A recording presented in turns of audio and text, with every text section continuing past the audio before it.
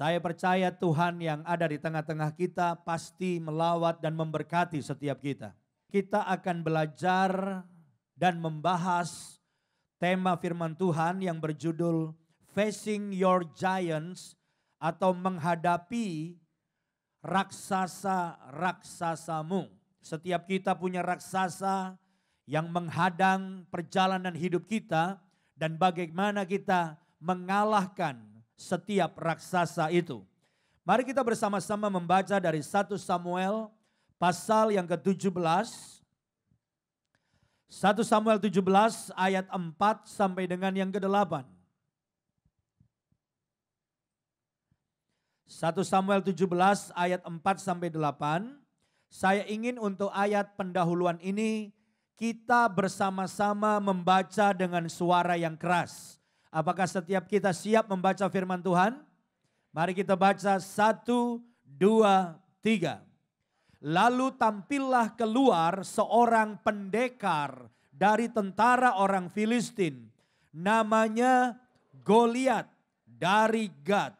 Tingginya 6 hasta sejengkal. Ya, berhenti dulu sampai di sini. Saya ingin saudara membaca dan bisa membayangkan orang yang namanya Goliat itu sebesar apa saudara. Alkitab berkata tingginya berapa tadi? 6 hasta sejengkal, 6 hasta lebih. Kita hitung dulu 6 hasta. 1 hasta itu 45 cm. Jadi kalau 6 hasta berapa saudara? 2,7 meter. Ditambah ada sejengkalnya lagi. Kalau saya bisa kira-kira hampir 3 meter. Jadi tinggi enggak 3 meter? Tinggi banget ya. Tingginya 3 meter. Ini orang yang namanya Goliat, tentara Filistin. Terus, ketopong tembaga ada di kepalanya. Kepalanya dilindungi dengan ketopong tembaga. Dan ia memakai baju sirah yang bersisik. Badannya dilindungi dengan baju sirah. Berat baju sirah ini berapa saudara? 5.000 shikal tembaga itu kalau di kilo menjadi kilo, shikal itu sekitar 5.000 shikal itu sekitar 57 kilo. Siapa di sini yang pernah pakai baju beratnya 57 kilo? Bisa angkat tangan. Kira-kira kalau pakai baju 57 kilo gimana jalannya kira-kira? Jangan-jangan nggak bisa jalan. Ya, jadi ini raksasa ini Goliat ini. Badannya tinggi, besar saudara, pakai baju beratnya 57 kilo. Ini baju sirah melindungi badannya. Kepala dilindungi, badan dilindungi. Terus dia memakai penutup kaki dari tembaga. Kakinya pun dilindungi. Ini gimana bisa menang perang nih lawan dia nih. Kepala sampai kaki nggak bisa ditembus saudaraku. Terus dan di bahunya ia memanggul lembing tembaga. Gagang tombaknya seperti pesa tukang tenun. Dan mata tombaknya itu berapa saudara? 600 sikal besi beratnya. Kurang lebih cuma 7 kilo. Tapi jangan salah 7 kilo ini apanya saudara? Cuma ujungnya doang, cuma mata tombaknya doang. Itu 7 kilo ujungnya. Jadi bisa dibayangkan beratnya itu juga saudaraku. Dan seorang pembawa perisai berjalan di depannya. Ayat 8. Ia berdiri dan berseru kepada barisan Israel. Katanya kepada mereka, mengapa kamu keluar untuk mengatur barisan perangmu? Bukankah aku seorang Filistin dan kamu adalah hamba Saul? Pilihlah bagimu seorang dan biarlah ia turun mendapatkan daku. Jadi Goliat bilang gak usah perang banyak orang, kita beradu 1 lawan 1 aja. Aku mewakili Filistin, coba orang Israel pilih 1 orang melawan aku. Kira-kira ada yang berani maju gak orang Israel? Gak ada yang berani. Karena ini memang kayak raksasa. Jadi inilah raksasa yang menakutkan, namanya Goliat saudaraku, dengan ukuran-ukuran tadi yang sudah saya sebutkan.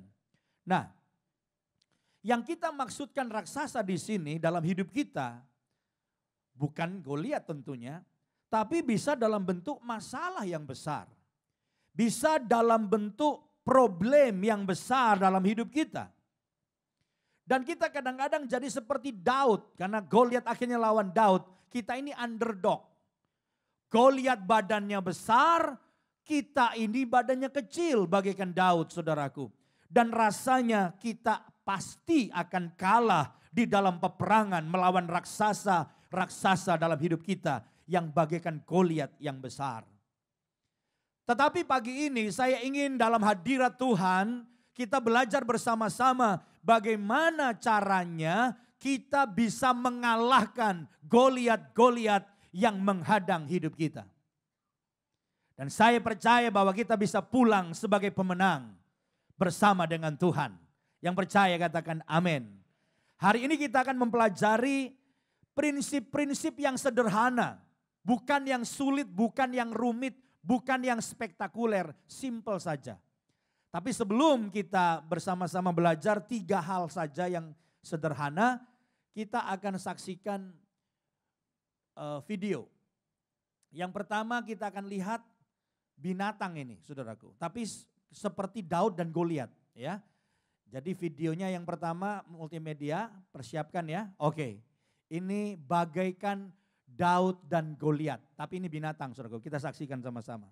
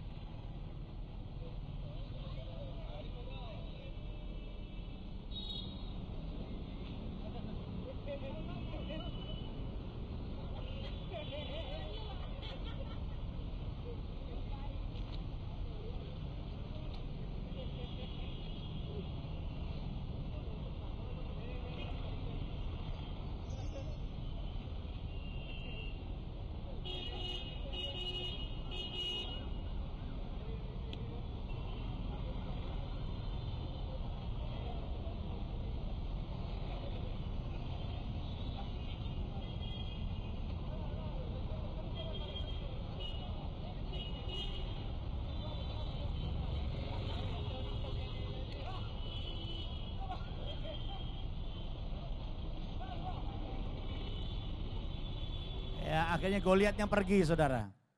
Ya, jadi biarpun kecil kambing tapi dia berani ngelawan sapi yang besar dan akhirnya sapinya yang kabur, saudara-saudara. Nah, sekarang kita saksikan ini Daud Goliat beneran nih, ya. Tadi bagaikan Daud dan Goliat, sekarang ini kisah yang Alkitab tadi tulis seperti ini kisahnya. Ya, kita saksikan, saudara.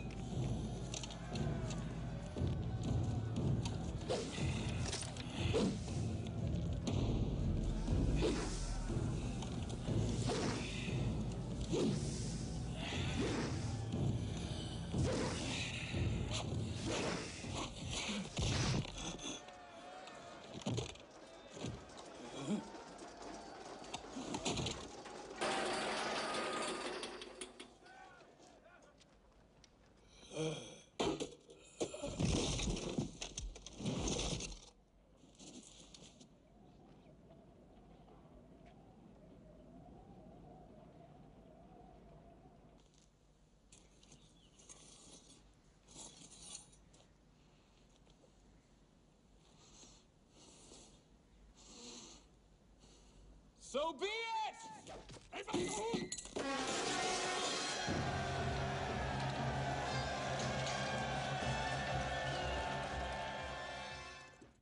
Iya, tepuk tangan saudaraku. Bayangkan dari kepala sampai kaki semuanya terlindungi, hanya mata dan jidat dikit. Tapi dengan urapan dari Tuhan maka Daud Hanya dengan batu, pakai ketepelnya, langsung kena jidatnya dan langsung tumbang Goliat. Saya percaya Goliat-Goliat yang menghadang hidup kita, kita bisa kalahkan bersama dengan Tuhan. Yang percaya katakan amin dan berikan kemuliaan bagi Tuhan. Haleluya. Apa yang harus kita lakukan menghadapi Goliat atau raksasa yang menghadang hidup kita? Ada 3 hal sederhana yang kita pelajari. Yang pertama, kelola setiap tekanan yang muncul dari masalah itu. Sehingga kita tidak takut dan tawar hati. Ini yang pertama. Jadi perhatikan bahwa setiap masalah itu membawa tekanan dalam hidup kita. Dan kalau kita tidak mampu menghadapi tekanan itu, kita akan dicengkram oleh ketakutan yang luar biasa, kita dipenjarakan oleh ketakutan yang luar biasa, dan akhirnya kita nggak bisa bergerak dan kita tidak bisa melakukan perlawanan. Perhatikan 1 Samuel 17 ayat yang ke-11. Saya bacakan ketika Saul, ini Raja Israel, dan segenap orang Israel mendengar perkataan orang Filistin itu, maka cemaslah hati mereka dan sangat ketakutan. Jadi perhatikan, orang Israel merasa begitu cemas dan ketakutan ketika mendengar tantangan Goliat. Ketika masalah yang besar itu menantang hidup kita, kalau kita nggak bisa mengelola dan menghadapinya, maka tiba-tiba kita begitu tertekan, begitu dipenjarakan oleh yang namanya ketakutan. Orang Israel terintimidasi dengan besarnya lawan yang harus dihadapi. Apalagi saudaraku, intimidasi itu bukan hanya berlangsung 1 hari. Bukan hanya seminggu. Tapi berminggu-minggu, berpuluh-puluh hari. Mereka terus menghadapi tekanan yang membuat nyali mereka menjadi ciut. 1 Samuel 17 ayat 16. Perhatikan, orang Filistin itu, Goliat itu maju mendekat pada pagi hari dan pada petang hari. Pokoknya tiap hari itu 2 kali, pagi sampai kemudian petang mereka diintimidasi oleh Goliat. Demikianlah ia tampil ke depan, berapa lama saudara? Berapa lama? 40 hari lamanya.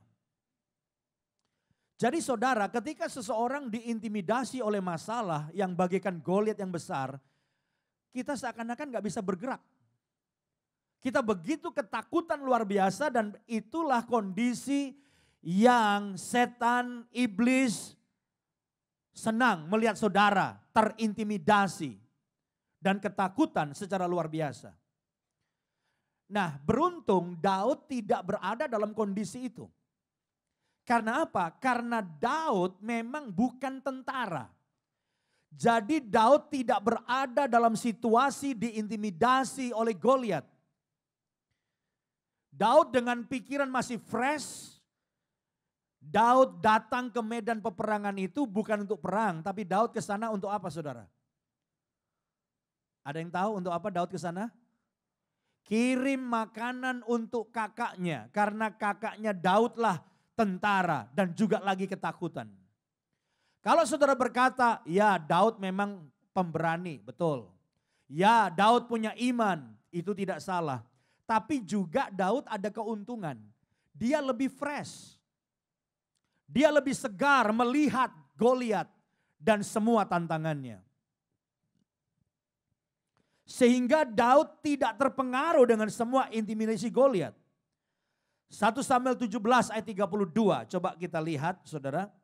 1 Samuel 17 ayat 32 berkata begini.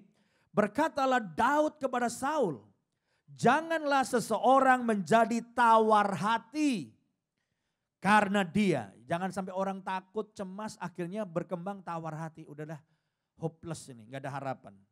Hambamu ini akan pergi melawan orang Filistin itu, melawan Goliat. Nah penting sekali hari ini kalau ada saudara yang sedang diintimidasi oleh masalah yang berat, problem yang berat. Sehingga saudara terpenjara dalam ketakutan dan kecemasan yang luar biasa. Tuhan ingin saudara keluar dari ketakutan itu. Tuhan ingin saudara keluar dari intimidasi Goliat. Tuhan ingin saudara keluar dari tawar hati saudara. Sebab Amsal 24 ayat 10 berkata begini, jika engkau tawar hati pada masa kesesakan, kecillah kekuatanmu.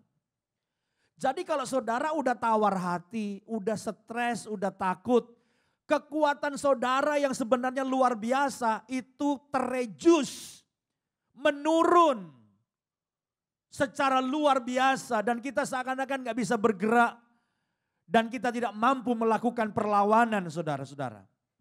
Hari ini sekali lagi, apapun masalah dan Goliat yang sedang saudara hadapi, jangan terintimidasi. Jangan dibelenggu ketakutan, jangan dibelenggu oleh kecemasan, jangan sampai kita tawar hati. Ayo hari ini, pagi ini kita katakan, aku mau keluar dari intimidasi. Aku mau keluar dari ketakutanku. Aku mau keluar dari kecemasanku. Dan yang luar biasa ketika kita mempelajari Alkitab, membaca Alkitab, ternyata dalam Alkitab ada 365 kali kata jangan takut. Kalau dalam 1 tahun ada 365 hari, maka kita bisa mengambil 1 kata setiap hari. Dan mempergunakan 1 kata jangan takut setiap hari.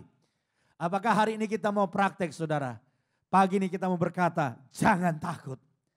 Kalau mau kita hitung sama-sama dan semua kita bilang nanti jangan takut. Semua siap? 1, 2, 3. Jangan takut. Besok pagi kita bangun kita berkata jangan takut. Besok lusa kita bangun kita berkata jangan takut. Besoknya besok lusa kita berkata jangan takut. Setiap hari Tuhan menyediakan 1 kata jangan takut. Dan biar sepanjang hari kita tidak takut. Kenapa? Kalau kita takut terintimidasi oleh masalah kita, kecillah kekuatan kita. Kita gak punya daya. Kita menjadi lemah saudara-saudara. Joel Osteen berkata, tujuan hidup Anda itu terlalu besar. Tugas Anda terlalu penting. Waktu Anda terlalu berharga. Jangan biarkan ketakutan mengintimidasi Anda. Jangan biarkan ketakutan mengintimidasi saudara. Ayo pagi ini kita keluar. Tapi persoalannya masih ada. Iya. Goliatnya masih ada, betul.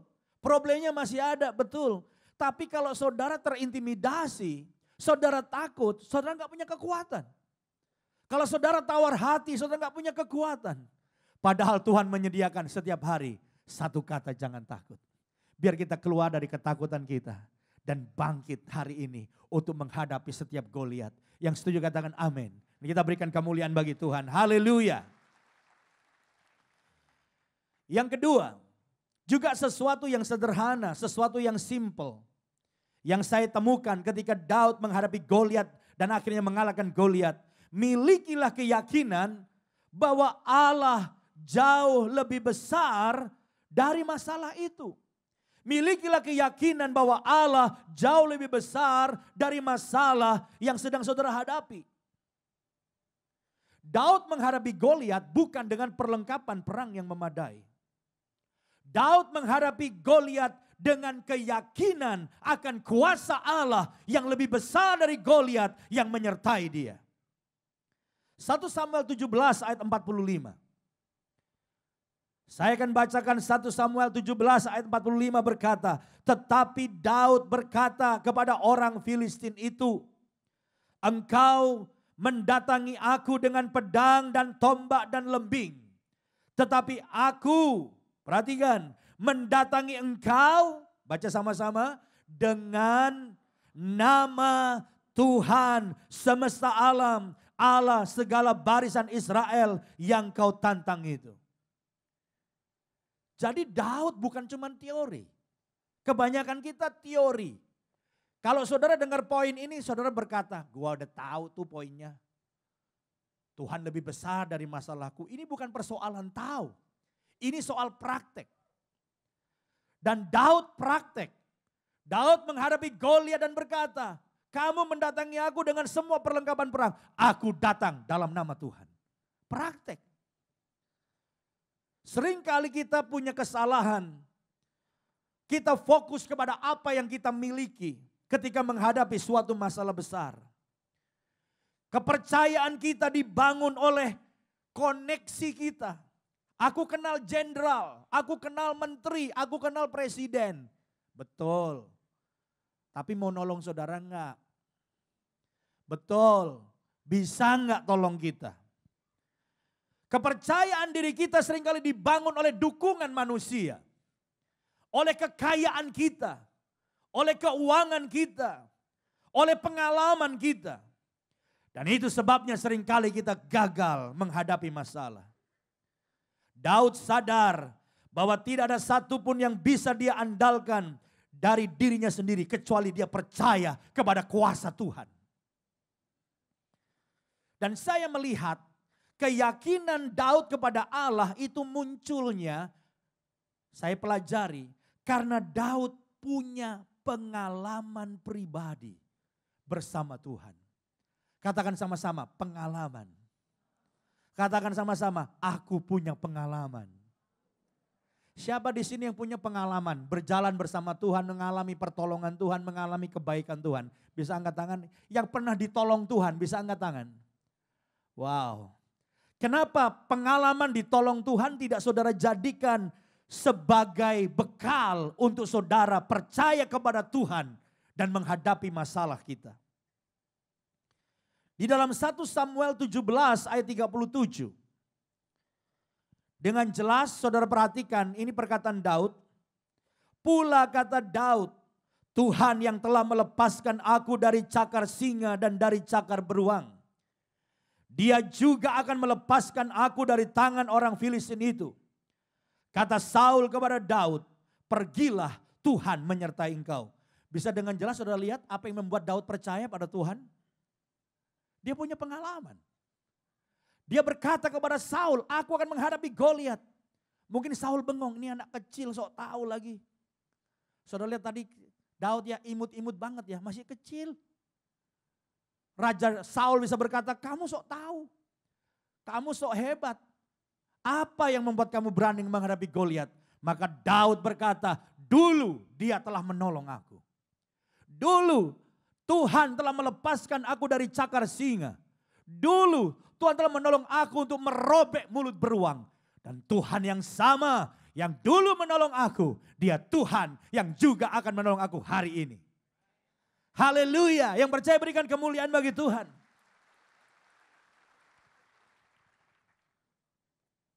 Pada waktu saya pertama kali datang ke Jakarta, adalah masa-masa yang berat dalam hidup saya. Tidak ada seorang teman yang saya kenal di Jakarta. Saya tidak punya seorang keluarga di Jakarta.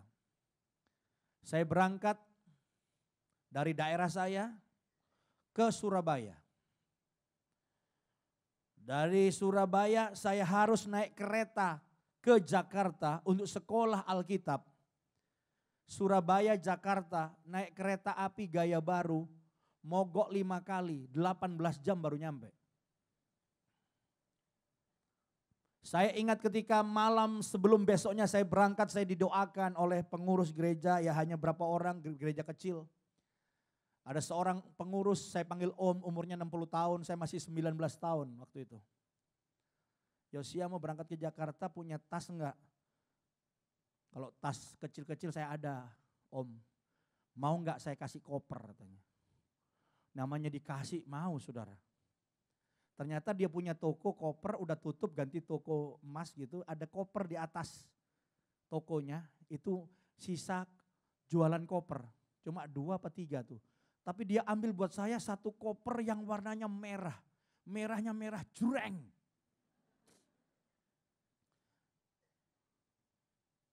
Ini mau, masa saya bilang gak mau, ganti warna dikasih.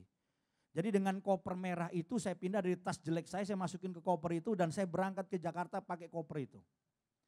Sampai di Gambir saya udah dapat pesan, nanti sampai Gambir kamu cari bajai.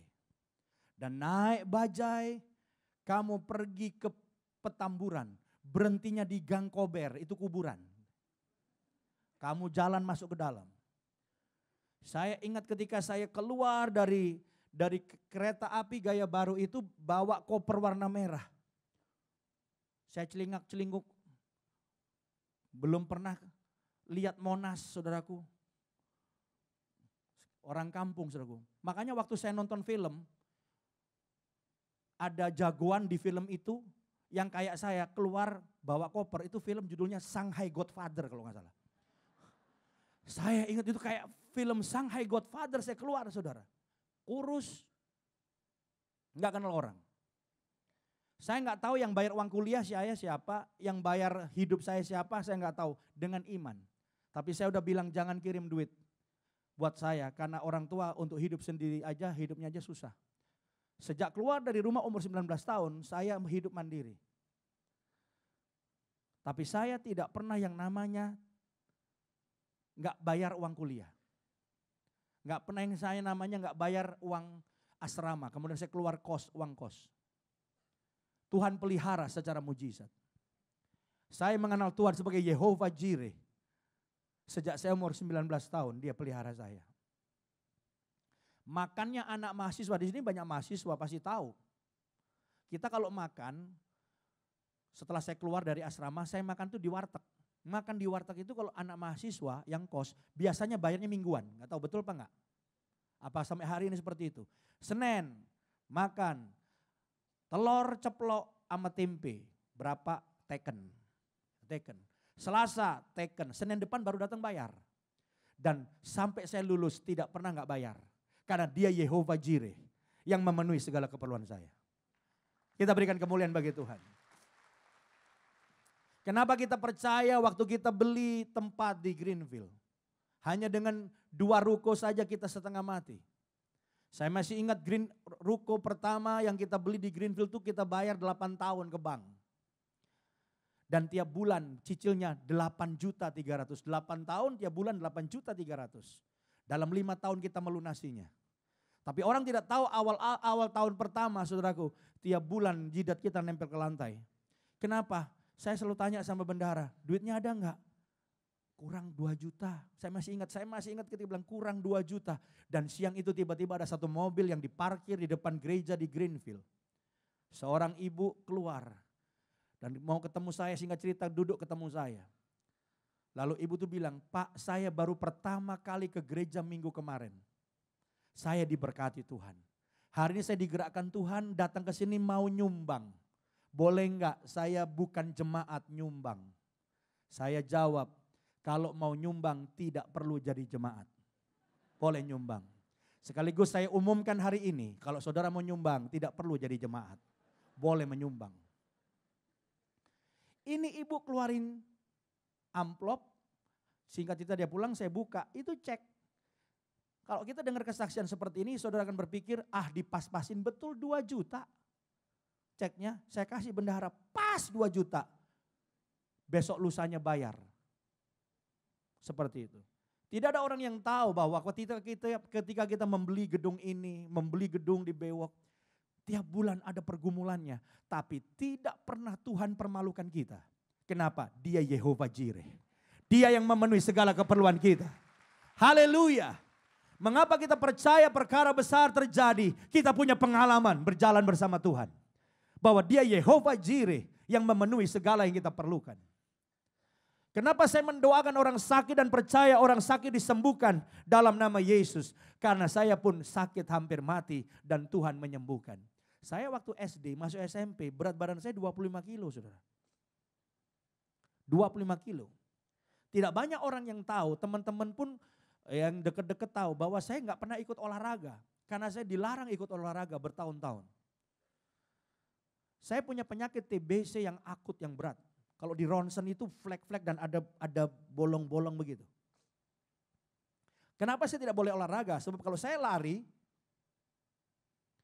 dalam jarak waktu tertentu saya akan muntah saudaraku. Dan muntahnya itu bukan muntah makanan, tapi muntah darah.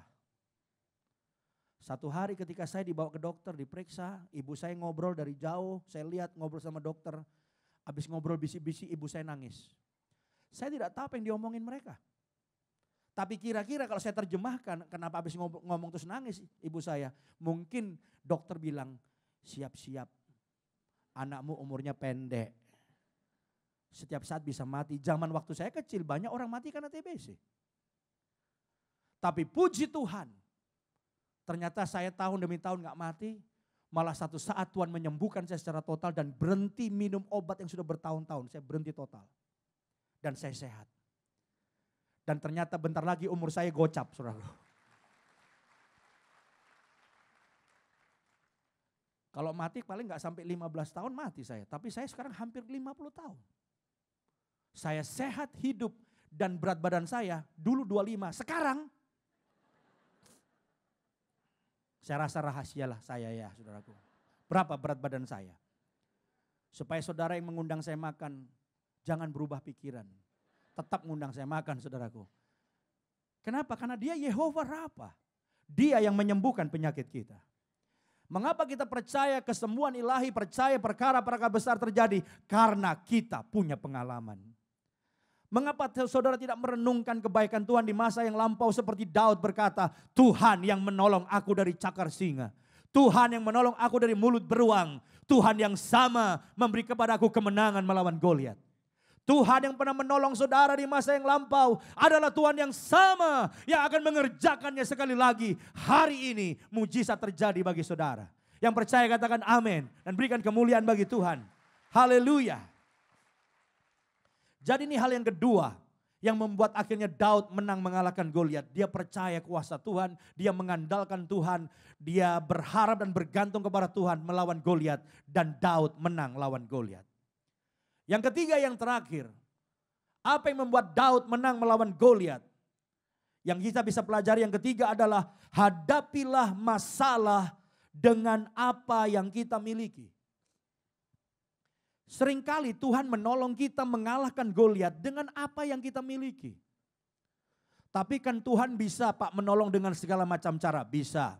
Tuhan kan bisa menolong dengan hal-hal yang mujizat, yang ajaib, yang aneh, bisa.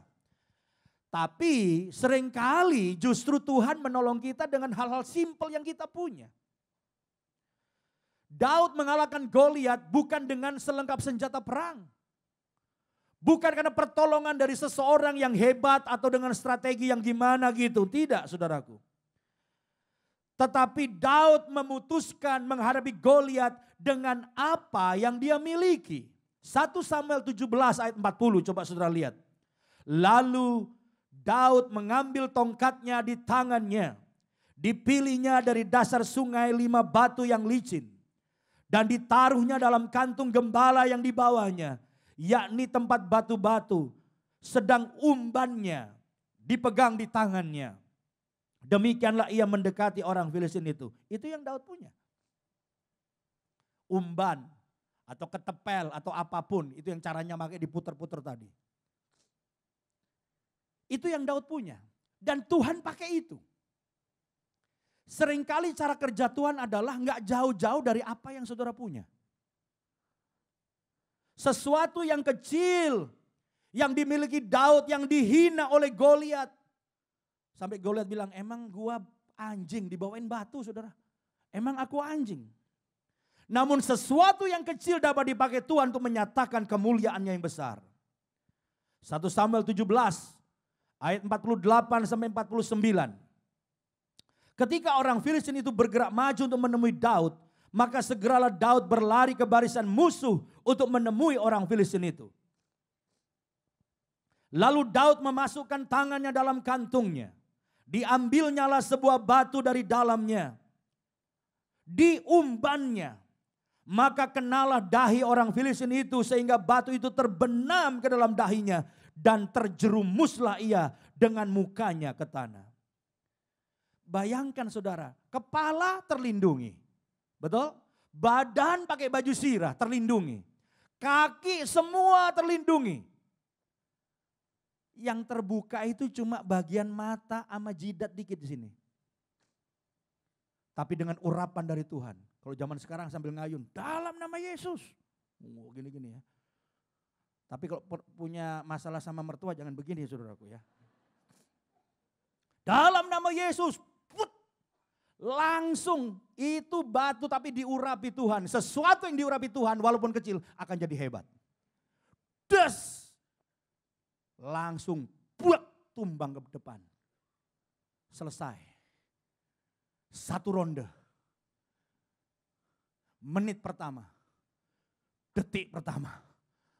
Des. Tumbang. KO. Langsung mati. Ya matinya dipenggal kepalanya. Sebelum dipenggal jangan-jangan juga udah mati juga kali. Dan saudara lihat yang dipakai Tuhan apa yang Daud punya. Yang saudara punya apa? Kita kadang-kadang kalau menghadapi masalah persoalan besar, seringkali itu ada di sekitar kita. Yang kita punya. Bisa dalam bentuk bakat kita. Potensi dalam diri kita itu bisa dipakai Tuhan menyelesaikan masalah besar saudara. Ketika Tuhan mengutus Musa kepada Firaun, Musanya gak berani. Musa kamu menghadap Firaun, jangan saya Tuhan yang lain aja. Kenapa? Saya gak bisa ngomong Tuhan, saya gagap. Aku memilih engkau, aku utus engkau. Saya gak bisa Tuhan, gak punya apa-apa. Yang di tanganmu ada apa kata Tuhan? Tongkat, aku pakai tongkat itu. Musa dipakai Tuhan dengan luar biasa dengan apa yang ada di tangannya, yaitu tongkatnya. Makanya tongkat Musa dahsyat, dilepas, jadi ular, pegang lagi jadi tongkat lagi. Tuhan pakai apa? Tongkatnya. Ketika seorang janda hutangnya banyak, datang kepada hamba Tuhan namanya Elisa. Dan janda hamba Tuhan ini berkata, tolong Tuanku Elisa, hutangku sangat banyak. Aku ini istri hamba Tuhan, aku ini janda hamba Tuhan, tapi hutangku banyak. Elisa gak bilang, pergi ke bank, minta kredit. Elisa bilang, apa yang kamu punya? Aku gak punya apa-apa, coba mikir lagi, apa yang kamu punya? Lalu janda hamba Tuhan itu berkata, aku cuma punya sebotol minyak. Minyak dalam buli-buli, Tuhan akan pakai itu. Sekarang kamu pergi ke tetangga-tetangga. Ngapain ke tetangga? Utang tetangga? Bukan. Kamu pinjem jirigen, tong, buli-buli, apa saja dari tetangga. Pokoknya pinjem sebanyaknya. Kumpulin di rumah kamu. Udah dilakukan semua, sampai habis semua tong-tongnya tetangga. Lalu Elisa bilang, sekarang tuangkan minyak dalam botol itu. Tuangkan. Mujizat terjadi. Itu minyak ngalir, sampai penuh, masih ngalir, pindah. Semua tong penuh. Semua buli-buli penuh.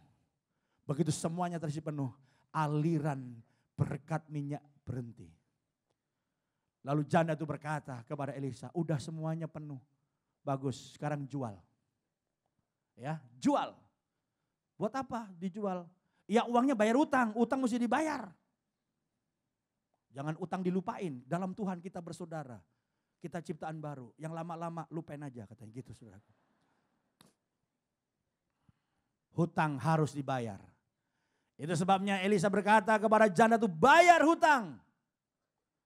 Ada sisanya, pakai foya-foya gitu. Kelola dengan baik. Di banyak orang hutang itu bukan karena gak diberkati, tapi mengelola uangnya gak benar saudara. Mujizat terjadi, hutang dibayar, beres. Dengan apa? Yang ada padamu. Tuhan akan memakai sesuatu potensi dalam diri saudara. Ada orang-orang di sini sudah menyaksikan bagaimana dengan keahliannya memasak, dia diberkati Tuhan karena buka catering. Ada yang bisa bikin kue, itu yang ada padamu apa? Kemampuan bikin kue. Saya pernah mendengar kesaksian, orang bikin kue bukan lagi 1 jam, 2 jam tiap hari, 24 jam, 3 shift. Pegawainya bisa sampai puluhan ratusan, kuenya ada di mana-mana. Dan gara-gara dia bikin kue, dia bayar utang, akhirnya bisa beli rumah, beli mobil. Gara-gara apa? Bikin kue. Jangan remehkan yang kecil yang ada padamu. Kalau itu diurapi Tuhan jadi hebat. Menyelesaikan masalah saudara. Mengalahkan Goliat-Goliat yang ada dalam hidup kita. Hari ini saudaraku, saya ingin kita itu banyak praktek. Jangan banyak teori, kadang-kadang khotbahnya kurang dalam. Kita perlu yang dalam. Banyak khotbah saking dalam, nyelamnya ke kedalaman gak bisa keluar saudaraku. Saya ingin apa yang saudara dengar dari firman Tuhan, hal-hal yang simple. Praktek, lakukan. Bukan sekedar tahu, saya tahu Tuhan lebih besar. Bukan sekedar itu. Tapi hadapi Goliat seperti Daud berkata, aku menghadapi engkau dengan nama Tuhan semesta alam. Aku bukan hanya teori, aku praktek, aku percaya, aku punya pengalaman. Tuhan menolong aku di masa yang lalu. Dia Tuhan yang mengerjakannya sekali lagi. Berapa banyak saudara percaya bahwa hari ini adalah hari mujizat bagi saudara? Lambaikan tangan saudara. Berapa banyak saudara percaya bahwa Goliat akan kita kalahkan. Dan kita akan pulang dengan kemenangan.